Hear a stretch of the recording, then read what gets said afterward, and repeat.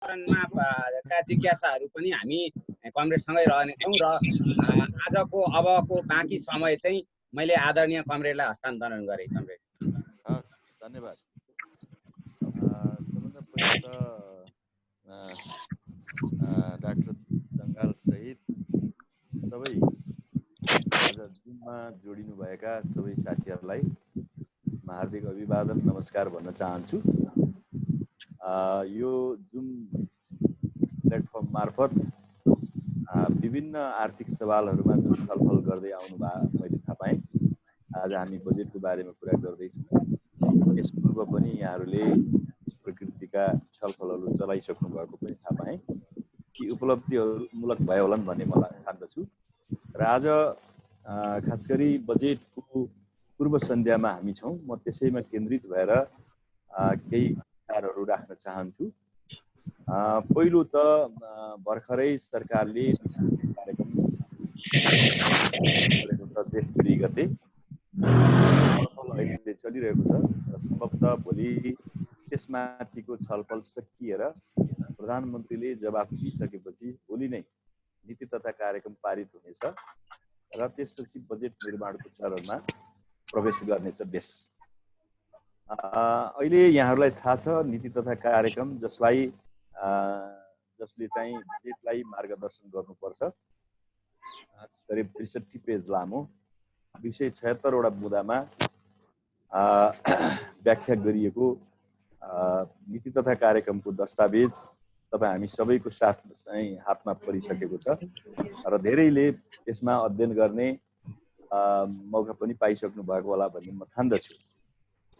अब अहिले यो नीति तथा कार्यक्रम बजेटको मार्गदर्शकको रूपमा पनि छ। यसको बारेमा पनि मैले विभिन्न प्लेटफर्महरूमा आफ्ना ओपिनियनहरू राखिरहेको छु, मिडियामा पनि। अलिकति यो नीति तथा कार्यक्रम लामो भयो। यसमा राख्नुपर्ने कुराहरू पनि छन् र नराखे पनि हुने कुराहरू पनि यसमा सम्मिलित हुन पुग्यो, जसको कारणले गर्दाखेरिमै अलिकति लामो भएको छ, दोहोरिएको छ। यसलाई बजेट मार्फत तिखो बनाउनुपर्छ, एउटा सोलिड फर्ममा चाहिँ बजेट मार्फत ल्याउनु पर्दछ भन्ने सुझाव मैले दिएको छु। किनभने चालु योजनाहरू जो अनगोइङ छन् ती अनगोइङ योजनाहरूलाई एउटै वाक्यमा मैले चालु भएका योजनाहरूलाई निरन्तरता दिएको छु भनेपछि या सरकारले यो निरन्तरता दिएको छ भनेपछि त्यसलाई फेरि दोहोर्याएर तेर्याएर फोडिरहनु पर्ने आवश्यकता हुँदैन। र दोस्रो चाहिँ यो नीति तथा कार्यक्रममा साना साना कार्यक्रमहरू पनि उल्लेख गरिएको छ जो आवश्यक हुँदैन। त्यो नीतिगत एउटा मार्गदर्शन मात्रै गर्दा पुग्ने कुराहरूमा पनि यो अलिकति बढी डिटेलमा गएको छ। त्यति डिटेल आवश्यक पर्दैन थियो भन्ने मलाई लाग्दछ। तर जे होस्, यो नीति तथा कार्यक्रमले धेरै लामो ढङ्गले व्याख्या गरेर यसमा आएको छ। अब बजेटमा कसरी जाने त भन्नुभन्दा पूर्व म अब यो नीति तथा कार्यक्रमको मैले अघि नै भने 276 वटा बुँदामा धेरै बुँदाहरू चाहिँ केही बुँदालाई छोडिदिनुहुन्छ भने धेरै बुँदाले पैसाको माग गर्दछ। जस्तो केही बुँदाले पैसा माग गर्दैन, जस्तो शहीदहरूप्रति श्रद्धाञ्जली दिएका छौँ, यो लोकतन्त्र ल्याउनको लागि सम्मिलित भएका सबै मानिसहरूलाई सम्मान गरेका छौँ। यस्ता कुराहरूमा पैसा पर्दैन, त्यो खालि शाब्दिक कुराहरू मात्रै हामीले गरेका छौँ। तर ती कुराहरूलाई छोडिदिनुहुन्छ भने धेरै जसो बुँदाहरूले चाहिँ पैसाको चाहिँ माग गर्दछ, त्यसमा खर्चको चाहिँ आवश्यकता पर्दछ। त्यसनाले बजेट भनेको चाहिँ खर्चको व्यवस्थापन गर्ने एउटा चाहिँ व्यवस्था हो, त्यो एउटा प्रणाली हो।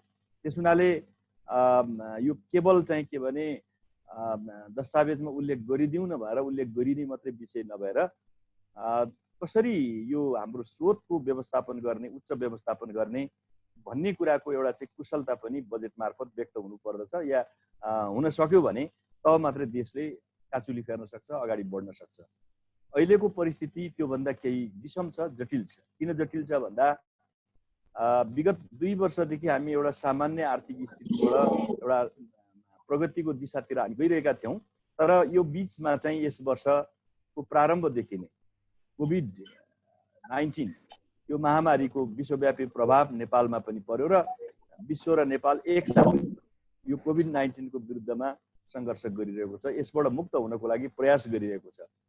यसले के भन्न थालिएको छ भन्दा 1930 यताको यो ग्रेट डिप्रेसन, ठुलो आर्थिक मन्दीपछिको दोस्रो ठुलो मन्दीको रूपमा यसलाई व्याख्या गरिरहेका छन् अर्थशास्त्रीहरूले, विश्वका ठुला ठुला आर्थिक मञ्चहरूले अथवा त्यस्ता संस्थाहरूले त्यसको व्याख्या गरिरहेका छन्। वर्ल्ड ब्याङ्क, एडिबी, आइएमएफ लगायतका विश्व विभिन्न किसिमका आर्थिक मञ्चहरूले पनि यसलाई यो ठुलो सङ्कटको रूपमा चाहिँ व्याख्या गरेको छ। खास गरी यो 2009-11 को चाहिँ क्राइसिस भन्दा पनि यो बढी जटिल छ। यसको प्रभाव गहिरो हुन सक्छ, यसको नोक्सानीको दायरा फराकिलो हुन सक्छ भन्ने कुरालाई उल्लेख गरेको हुँदा त्यसले पनि एउटा परिस्थितिको गम्भीरतालाई स्वतः हामीले बुझ्न सक्छौँ। जस्तो केही समय अगाडि S&P ग्लोबल रेटिङ फोरकास्ट भन्ने संस्थाले विश्वको अर्थव्यवस्थाको बारेमा समय समयमा उनीहरूले फोरकास्ट गर्ने गर्छन्, कता जाँदैछ ट्रेन्ड भनेर। त्यसले के भन्छ भने विश्वको कुल गारस्थे उत्पादन मध्ये विश्व चाहिँ कुल चाहिँ 2.4% सङ्कुचनमा आउँछ यस वर्ष भनेर भनिएको छ। त्यसै गरी अमेरिकाको 5.2% गिरावट आउन सक्छ, सङ्कुचन आउन सक्छ भनिरहेको छ भने युरोपको चाहिँ 7.3% गिरावट आउँछ भन्ने उल्लेख गरिएको छ। आइएमएफको पनि फोरकास्ट त्यस्तै छ। आइएमएफले विश्वको झन्डै 3% सङ्कुचन आउँछ। त्यसै गरी अमेरिकाको 5.9% सङ्कुचन आउँछ। EU को 7.5% सङ्कुचन आउँछ। एसियाको झन्डै 0मा चाहिँ बस्छ, ग्रोथ 0 हुन्छ, शून्य वृद्धि मात्रै हुन सक्छ। र चाइनाको वृद्धि चाहिँ 1.2% मात्रै हुन सक्छ भन्ने आकलन गरिएको छ। यस्तो एउटा विश्व परिस्थितिको बीचमा नेपालको अवस्था के छ त भनेर हेर्दा पछिल्लो डेटालाई हेर्दाखेरिमा के देखिन्छ भने नेपालको पछिल्लो हिजोसम्मको पनि मैले डेटा तपाईँहरूको यो जुमको छलफलमा पुराना बासी तथ्याङ्क भन्दा एकदमै लेटेस्ट तथ्याङ्क नै दिउँ भन्ने हिसाबले पनि मैले त्यसको खोजी गरेको थिएँ। हिजोसम्मको तथ्याङ्क हेर्दा हाम्रो 1112 अरबको राजस्व हाम्रो लक्ष्य थियो यो वर्षको। अहिलेसम्म हिजोको अन्तिम डेटा चाहिँ 639 अरब, 6.39 अरब मात्रै सङ्कलित भएको छ। अब एक महिनाको बिचमा असारसम्ममा अब हामीले 20 गतेसम्म लकडाउन थपेका छौँ र आर्थिक क्रियाकलापहरू पूर्ण रूपले एक प्रकारले बन्द जस्तो स्वाट्टै घटेको अवस्था छ। यो स्थितिमा कति हुन सक्छ त भन्दा अर्को 100 अरब थपिन सक्छ भन्ने सामान्य आकलन छ। अर्थात् यसो भयो भने 739 अरबको चाहिँ हाम्रो राजस्व हुन सक्छ। जो राजस्वको हिसाबले हेर्नुहुन्छ भने हामीले बनाइरहेको लक्ष्य 1112 को लक्ष्यमा एउटा उच्च गिरावट आउने देखिन्छ। झन्डै 360-65 अरब रुपियाँ हाम्रो नउठ्ने देखिन्छ।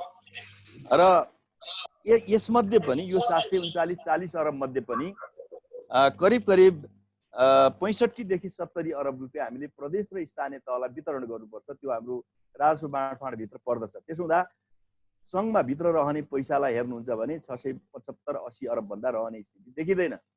सिङ्गो वर्षको 1533 अरबमा हामीले झन्डै 900 अरब सङ्घको लागि छुट्याएको ठाउँमा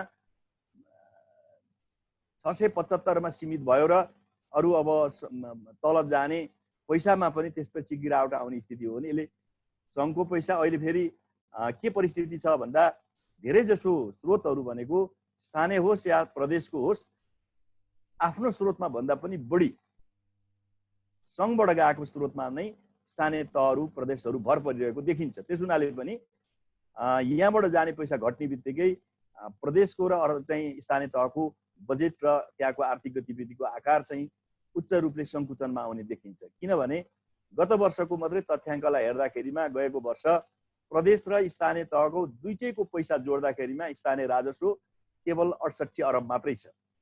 सङ्घको चाहिँ प्रदेशलाई दिनुपर्ने पैसा कटाएर 860 अरब थियो भने प्रदेश र स्थानीय तहलाई कटाएर 860 अरब मध्ये स्थानीयले कति उठाएछन् भन्दा सङ्घले 860 पाउँदा स्थानीयको पैसा चाहिँ केवल 68 अरब स्थानीय र प्रदेशको देखिन्छ। त्यसमध्ये पनि प्रदेशको त केवल 10 अरब मात्रै छ। त्यो 68 अरब मध्ये अधिकांश पैसा चाहिँ स्थानीय तहको उठेको देखिन्छ। यस हिसाबले पनि यहाँबाट जाने पैसा करिब हामीले 4.5 खरब 450 अरब जस्तो हामीले सङ्घ र प्रदेश प्रदेशबाट सङ्घ प्रदेश र स्थानीय तहलाई चाहिँ सङ्घबाट पैसा गएको देखिन्छ लास्ट इयर। भनेपछि 250 अरब एउटा तहमा पैसा जाँदा प्रदेशमा या स्थानीय तहमा जाँदा उहाँहरूबाट सङ्कलित हुने पैसा प्रदेशले 10 अरब उठाएको, स्थानीय तहले 58 अरब उठाएको हेर्दा 20% को भन्दा पनि कम दरमा प्रदेश स्थानीय तहले उठाएको देखिन्छ। सङ्घको त एकदमै नगण्य मात्रामा 10 अरब भनेको 250 को 10 अरब भने कति प्रतिशत हुन्छ? त्यो एकदमै नेग्लिजिबल, औँलामा गन्ने पैसा मात्रै तलबाट उठाइएको देखिन्छ। त्यसो हुँदाले पनि स्थानीय स्रोतहरू अत्यधिक रूपमा चाहिँ सङ्घमाथि निर्भर छ। सङ्घमा नै पैसा नउठ्दाखेरिमा समग्र अर्थव्यवस्थामै समग्र हाम्रो बजेट प्रणालीमा नै समस्या पैदा हुने देखिन्छ। अब दोस्रो चाहिँ नेक्स्ट इयरको हाम्रो लक्ष्य के हुन सक्छ त, राजस्व कति वृद्धि हुन सक्ला त भनेर मैले यसको अध्ययन गर्ने कोसिस गरेको थिएँ। राजस्व हाम्रो बजेटका 3टा स्रोतहरू हुने गर्दछन्।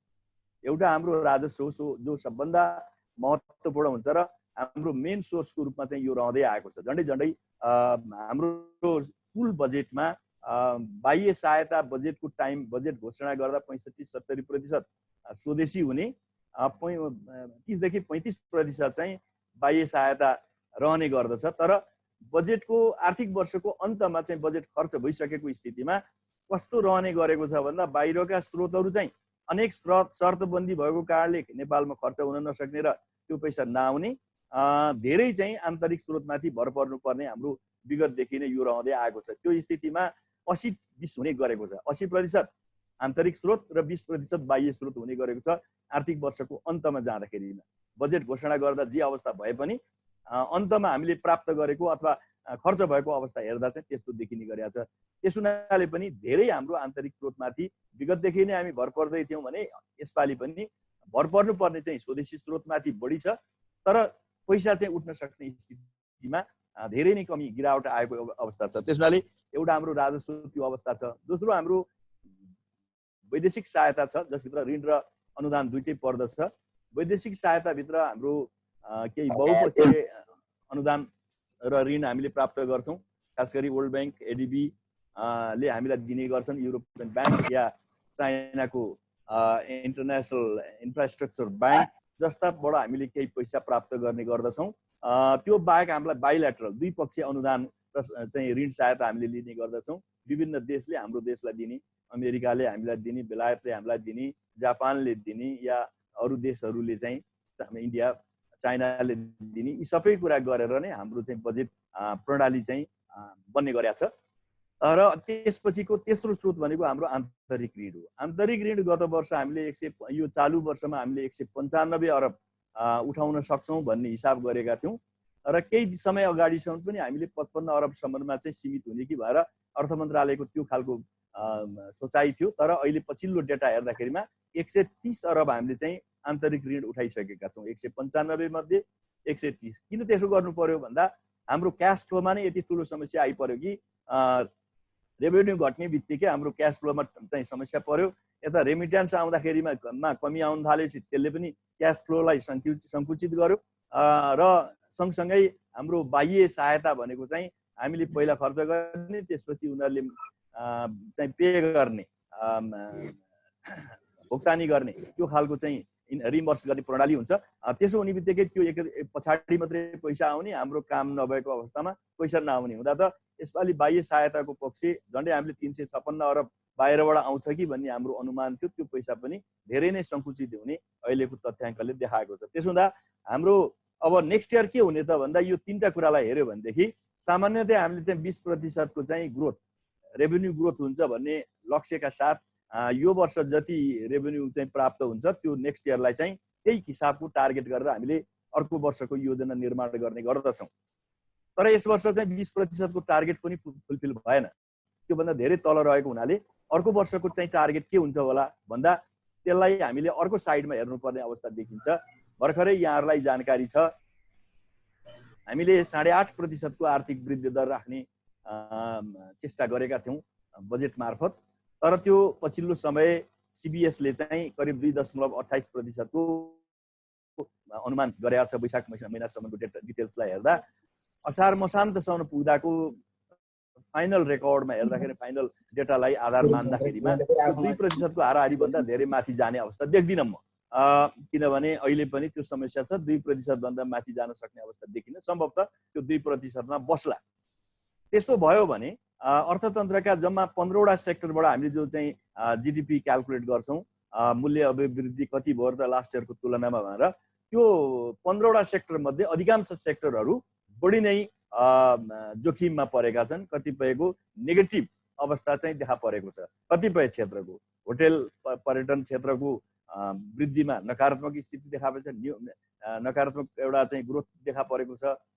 यातायातको क्षेत्रमा पनि गम्भीर समस्या छ। हवाई यातायातको क्षेत्रहरू ठप्प छन्। निर्माणको क्षेत्र एकदमै प्रभावित भएको छ। हाम्रो चाहिँ आयातमा आधारित छ, खास गरी होलसेल र रिटेल ट्रेडमा चाहिँ इम्पोर्टमा आधारित हुने झन्डै 12-13% हाम्रो चाहिँ GDP मा कन्ट्रिब्युट गर्ने क्षेत्र हो। त्यो पनि सङ्कुचनमा आएको छ र धेरै क्षेत्रहरूमा एजुकेसनमा झन्डै हामीले 7% को ग्रोथ गर्छौँ।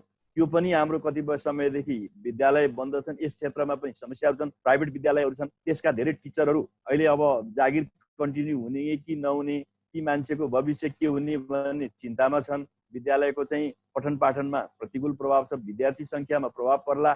यी सबै कुराहरूले गर्दाखेरिमा नेक्स्ट इयरमा पनि हाम्रो आर्थिक स्थितिले चाहिँ एग्रिकल्चर सेक्टरमा त्यस्तै अवस्था छ। खास गरी पोल्ट्रीमा हेऱ्यो भनेदेखि या डेरी इन्डस्ट्रीमा हेऱ्यो भनेदेखि या तरकारी फलफुल क्षेत्रमा, सबै क्षेत्रमा चाहिँ त्यसले प्रतिकूल प्रभाव पारेको छ। त्यो स्थितिमा अर्को सालको ग्रोथलाई पनि यसले हिट गर्छ, एउटा नराम्रो चाहिँ प्रहार गर्न सक्छ भन्ने देखिन्छ। त्यसो हुँदा हाम्रो जेनरल ग्रोथ घट्ने, नेक्स्ट इयर पनि आर्थिक वृद्धि घट्ने, जो इकोनोमीको एउटा स्वास्थ्य पनि भन्ने गरिन्छ, इन्डिकेटर पनि भन्ने गरिन्छ।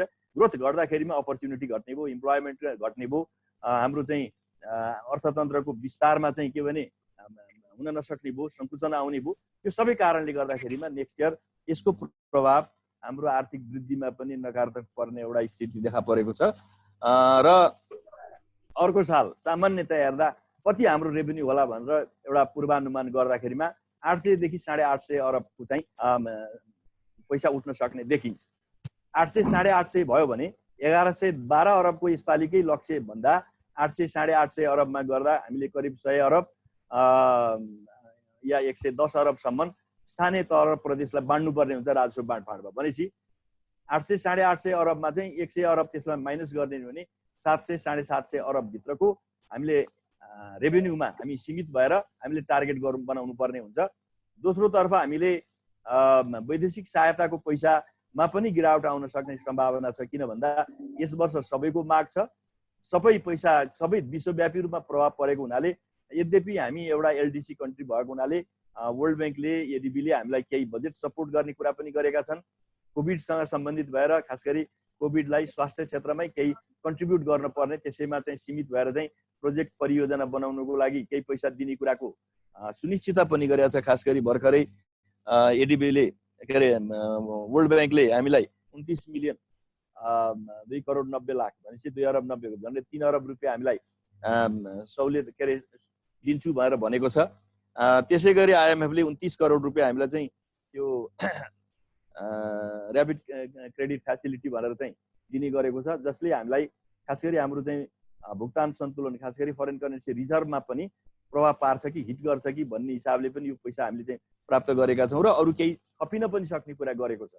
त्यति हुँदा हुँदै पनि हाम्रो चाहिँ बाइल्याटरल चाहिँ सपोर्टमा चाहिँ उच्च गिरावट हुन्छ कि भन्ने देखिन्छ। झन्डै हामीलाई 25 अरबभन्दा बढी वार्षिक रूपमा अमेरिकन USAID मार्फत हामीले सहायता पाउने गर्छौँ। 17-18 अरब चाहिँ 20 अरबसम्मको पैसा हामीले डिफिटबाट प्राप्त गर्ने गर्छौँ ब्रिटिस सहायताको रूपमा। 13-14 अरब रुपियाँ हामीले चिनिया सहायता हुन्छ, त्यही स्केलमा इन्डियाको हामीले प्राप्त गर्छौँ, जापानको छ। यो सबै देशहरूका सहायताहरूमा पनि कमी आउन सक्ने स्थिति देखिन्छ। त्यस हुनाले अब तेस्रो कुरा भनेको हाम्रो चाहिँ बजेटको अर्को स्रोत भनेको हाम्रो आन्तरिक ऋण हो। आन्तरिक ऋणमा पनि अर्थतन्त्र सङ्कुचित हुँदाखेरिमा हाम्रो GDP, यद्यपि हाम्रो करिब हाम्रो GDP झन्डै अहिले 3758 अरबमा रहन्छ कि भन्ने हाम्रो हिसाब छ। 3758 अरबमा रह्यो भने जिडिपी यस वर्ष त्यसको 5%ले हामीले डोमेस्टिक बोरोइङ गर्नु पर्छ भन्ने देखिन्छ। अब त्यसो हुँदा पनि हामीले त्यही 200 अरबको आसपासमा हामीले डोमेस्टिक बोरोइङ गर्न सक्ने देखिन्छ। तर समस्या के छ भने अर्को वर्ष यो लकडाउन चाहिँ खुला हुने स्थिति भइसकेपछि अर्थतन्त्र जब सुचारू हुन सुरु गर्दछ या गर्नु पर्दछ त्यस बेलामा हामीलाई निजी क्षेत्रलाई पनि पैसाको माग गर्नेछ। त्यसमा लगानीलाई चाहिँ सिस्टममा चाहिँ बाहिरबाट पैसा बढी पम्प गर्नुपर्ने जरुरत पर्दछ। रोजगारी वृद्धि गर्नको लागि या अरू खास गरी खाद्य क्षेत्रमा चाहिँ हाम्रो खाद्य स्टकलाई बढाउनको लागि हामीले चाहिँ त्यसमा चाहिँ पैसा चाहिँ पम्प गर्नुपर्ने खाँचो पर्छ। त्यो भन्ने बित्तिकै बैंकहरूमा वित्तीय निजी क्षेत्रले ऋण लिने त्यो व्यवस्था गर्नुपर्ने छ। जबकि यसै वर्ष ऋणको समयावधि भुक्तानीमा कठिनाइ आइपर्ने अवस्था देखिन्छ। ती सबै कुराहरूले गर्दाखेरिमा नेक्स्ट इयर अब अहिले नै पनि करिब 3500 अरब बैंकहरूमा चाहिँ डिपोजिट छ।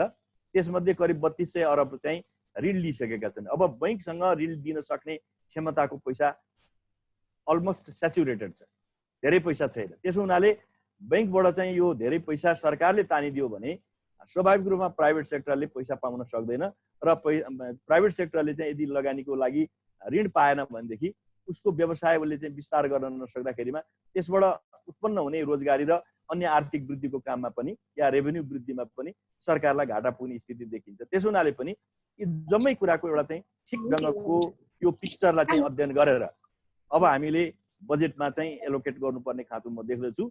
र यो नीति तथा कार्यक्रमले धेरै कुराहरू भन्दै पनि यसमाथि पनि थप हामीले चाहिँ एउटा ठोस हिसाबले त्यसलाई त्यो अनावश्यक हुन सक्ने खर्चलाई र उपलब्धि हुन सक्ने चाहिँ लगानीको क्षेत्रलाई ट्वाइस गरेर चाहिँ बजेट मार्फत जानुपर्ने आवश्यकता देखिन्छ। त्यसो हुँदा के गर्नु पर्ला यसमा भन्दा म केही कुरा चाहिँ तपाईँलाई राख्न चाहन्छु।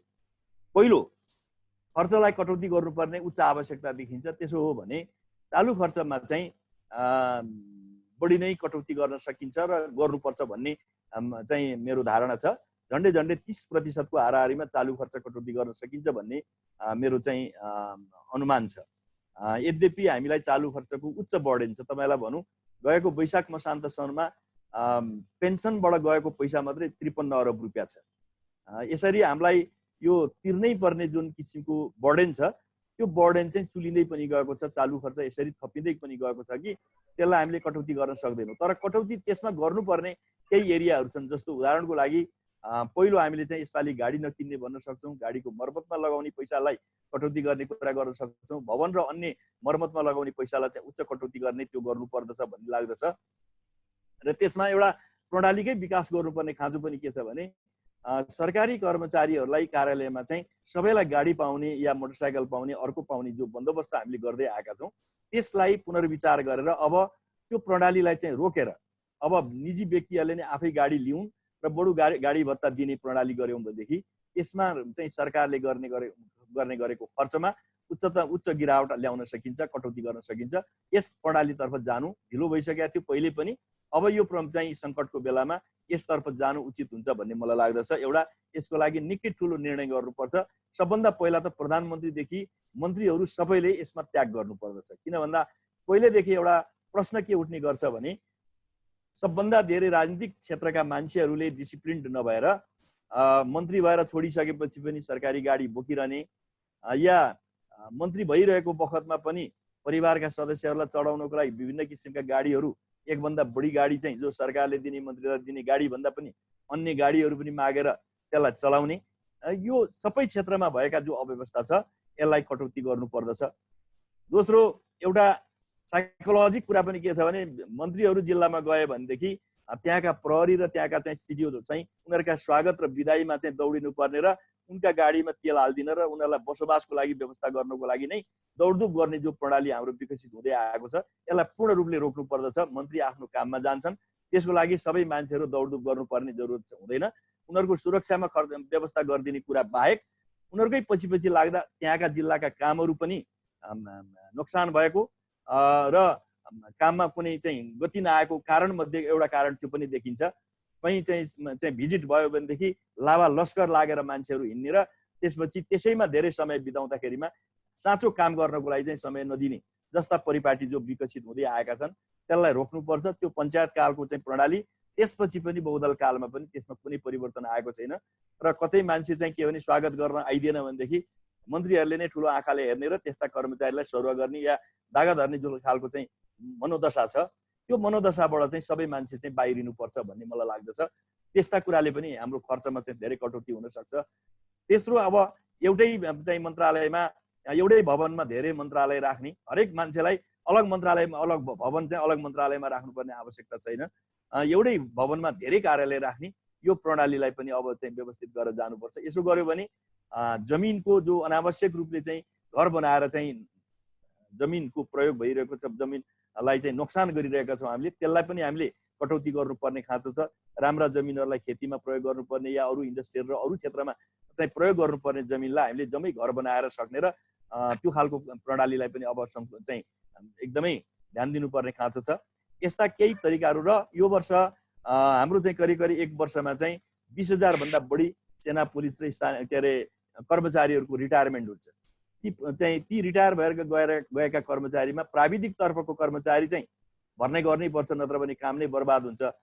अरू कर्मचारी र सेना प्रहरीहरूलाई यो वर्ष भर्ना नगरेर नेक्स्ट इयरमा मात्रै भर्ना गर्ने हो भने त्यो कमसेकम 20-25,000 मान्छेको चाहिँ पैसा सरप्लस हुँदाखेरिमा पनि, तलब भत्ता सञ्चय कोषको पैसा सरप्लस हुँदाखेरिमा पनि धेरै नै ठुलो पैसा बचत हुन्छ। त्यसो भएले पनि यो कुरालाई पनि यसपालि हामीले एउटा महत्त्वका साथ ध्यान दिनुपर्छ। यसरी चालु खर्चलाई कटौती गर्ने एउटा योजना हुनु पर्यो।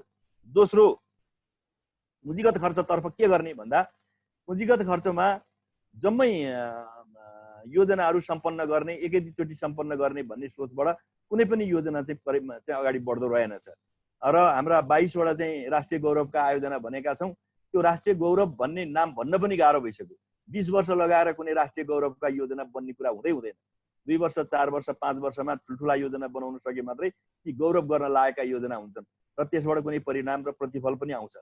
हामीले मेलम्ची बनाउन सुरु गऱ्यौँ 2056 सालदेखि, अहिले 20 वर्ष भयो, 21 वर्ष भयो। त्योभन्दा अगाडि अर्को 20 वर्ष छलफल गरेर बितायो मेलम्चीको योजनाको बारेमा। भनेपछि 40 वर्षमा एउटा योजना कम्प्लिट हुँदैन भने त्यसले कसरी यो सिङ्गो जेनेरेसनले नै देख्न नपाउने, भोग्न नपाउने योजना कसरी गौरवपूर्ण हुन सक्छ। त्यसो हुनाले पनि अब यसपालि के गर्नु पर्यो भन्दा यी 22 वटा योजनाहरू मध्ये या त्यस बाहेकका अरू योजनाहरू जो राष्ट्रिय महत्त्वका योजना छन्, यी योजना मध्ये पनि सम्पन्न हुन सक्ने, यसै वर्ष सम्पन्न हुन सक्ने योजनामा पूर्ण रूपले पैसा हाल्ने, यो बाहेक नेक्स्ट इयर सम्पन्न हुन सक्नेलाई पनि पैसा हाल्ने, त्योभन्दा 5 वर्षपछि सम्पन्न हुन सक्ने योजनाहरूमा पैसा कम गर्ने र सक्ने योजनामा चाहिँ पैसा हाल्नुपर्छ। त्यसो भयो भने के हुन्छ भने यो सकिने बित्तिकै त्यसले आम्दानी गर्न थाल्छ। जस्तो माथिल्लो तामाकोशी 456 मेगावाटको बिजुली उत्पादन भयो भने त्यसले तुरुन्तै बजारमा चाहिँ विद्युत जाने बित्तिकै उपयोग हुन थाल्छ र त्यसबाट चाहिँ सरकारलाई रेभेन्यू आउन थाल्दछ।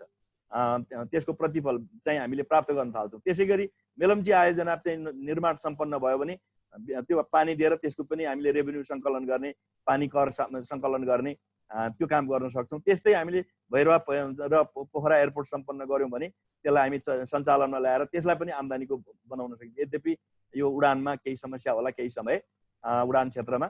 त्यसै गरी सिक्टा सिँचाइ या रानी जमरा सिँचाइ जस्ता योजनाहरूमा पैसा हाल्ने जो सम्पन्न हुन सक्छन् यस वर्ष, या एउटा ठुलो स्केलमा चाहिँ सम्पन्न हुन सक्ने योजनामा पैसा हाल्ने र अरूलाई त्यही अनुसारको प्राथमिकता राखेर जानुपर्छ। किनभने पुँजीगत खर्च कटौती गर्न पनि हुँदैन। पुँजीगत खर्च कटौती भयो भने राजनीति इम्प्लोइमेन्टको अवसर पनि कम हुन्छ, साँगुरिन्छ, रोजगारी घट्छ, अर्थतन्त्रले सङ्कुचन ल्याउँछ। किनभने क्यापिटल जेनेरेट गर्न सक्दैन। क्यापिटल जेनेरेट नहुने बित्तिकै त्यसले चाहिँ इकोनोमीलाई सङ्कुचनमा ल्याइदिन्छ। त्यो पनि गर्नु भएको छैन। अवसरलाई पनि वृद्धि गर्नुपर्ने भएको हुनाले त्यसतर्फ चाहिँ ध्यान दिनु पर्यो। पुँजीगत खर्च कटौती नगर्ने, तर आयोजनाहरूको चाहिँ के भने छनौट गरेर सम्पन्न हुने योजनामा पैसा चाहिँ लोड गर्ने, त्यो तरिकाबाट जाँदाखेरिमा बजेट चाहिँ राम्रो हुन सक्छ भन्ने लाग्छ। तेस्रो पक्ष भनेको के भने केमा अब चाहिँ तत्कालको चाहिँ कुरामा चाहिँ जाने भन्दा अघि नै चर्चा भयो, हाम्रो करिब रोजगारीको क्षेत्रहरू धेरै नै चाहिँ यसपालि समस्या भइरहेको छ। रोजगारीको क्षेत्र धेरै नै समस्या भएको छ। हाम्रो वैदेशिक रोजगारीबाट पनि कयौँ मान्छे रोजगारी गुमाएर फर्किने सम्भावना छ, धेरैले अहिले नै भनिसकेका छन्। दोस्रो चाहिँ स्वदेशकै रोजगारीमा पनि कटौती आउने स्थिति छ। अघि नै भने पर्यटन क्षेत्र, होटल क्षेत्रमा 5 लाख मान्छेले रोजगारी गर्छन्, ती होटल बन्द हुँदा तिनका चाहिँ तलब भत्ता कसले दिने, अनि ती होटलका मालिकहरूले ऋणको समावेश कसरी भुक्तानी गर्ने, यतातिर उनीहरू भाडामा बसेका होलान् होटलमा, घर भाडा घरबेटीले माग्छ, काम नभएको स्थितिमा कसरी घर भाडा तिर्ने, यी अनेक समस्याहरूबाट विभिन्न क्षेत्र, अर्थतन्त्रका विभिन्न क्षेत्रहरू गम्भीर रूपले चाहिँ प्रभावित छन्। अब हाम्रो निर्माण क्षेत्रमा त्यत्तिकै छ, करिब करिब 15 लाख मान्छे यसमा प्रत्यक्ष या परोक्ष रूपमा रोजगारीमा संलग्न छन् भनिन्छ। 2 लाख यसका कर्मचारी छन्, 3 लाख यसका मजदुरहरू छन्, प्रत्यक्ष रोजगारी नै 5 लाख छ भनिन्छ। त्यसै गरी हाम्रो चाहिँ ठेक्का यो के अरे इटा आदि इन्फर्मल सेक्टरमा पनि झन्डै 10-11 लाख मान्छे काम गर्छन्, आधा इन्डियन मान्छे छन् भन्ने छ, आधा नेपालीहरू नै छन्, तिनले रोजगारी गुमाउने स्थिति छ। र विदेशबाट आएका मान्छे, विदेश के अरे इन्डियामा पनि थुप्रो नेपालीहरूले रोजगारी गुमाएर नेपाल फर्किने स्थिति छ। भनेपछि स्वदेशको विदेशका सबैबाट रोजगारी गुमेकाबाट उच्च चाहिँ रोजगारीको चाप पर्ने स्थिति छ। त्यस्तो स्थितिमा हामीले कहाँ लगानी गर्ने भन्दा पहिलो हामीले कोभिडबाट नै मुक्त हुनु पर्यो। यसमा लाग्ने खर्चमा कुनै कमी गर्नु भएन। यसमा चाहिने आवश्यक उपकरण, जनशक्ति, अस्पताल सबैमा चाहिने पैसालाई व्यवस्था गर्नु पर्यो। मानिसहरूलाई क्वारेन्टाइनमा राख्नको लागि चाहिने पैसा, विदेशबाट कोही चाहिँ थुनिएका छेकिएका मान्छेहरूलाई नेपाल ल्याउनु पर्यो। ती जम्मै दाजुभाइ दिदीबहिनी जो बाहिर चाहिँ उनीहरू कराइरहेका छन्, रोइ कराइ गरिरहेछन्, नेपाल ल्याउनु पर्ने छ। यसको लागि चाहिने आवश्यक बजेट सरकारले यो बजेटमा चाहिँ गर्नुपर्छ। दोस्रो, शिक्षाको क्षेत्रमा शिक्षाले रोजगारी वृद्धि हुने हुँदा शिक्षा र रोजगारीलाई जोडेर यसमा गर्ने लगानीमा कमी गर्नु हुँदैन, यसमा थप्नुपर्छ, प्राविधिक शिक्षातर्फ जानुपर्ने होला हामीले। तेस्रो, हामीलाई कृषि क्षेत्र जहाँ चाहिँ तुरुन्तै हाम्रो चाहिँ प्रतिफल दिन्छ, त्यसभित्र चाहिँ सृजित भएका एसएमइजहरू, साना र मझौला व्यवसायीहरूलाई पनि हामीले प्रोटेक्ट गर्नुपर्ने, प्रमोसन गर्नुपर्ने छ, जसबाट रोजगारी पनि तत्काल सिर्जना हुन सक्छ र यस वर्ष खाद्य सङ्कट हुन सक्ने सम्भावना छ।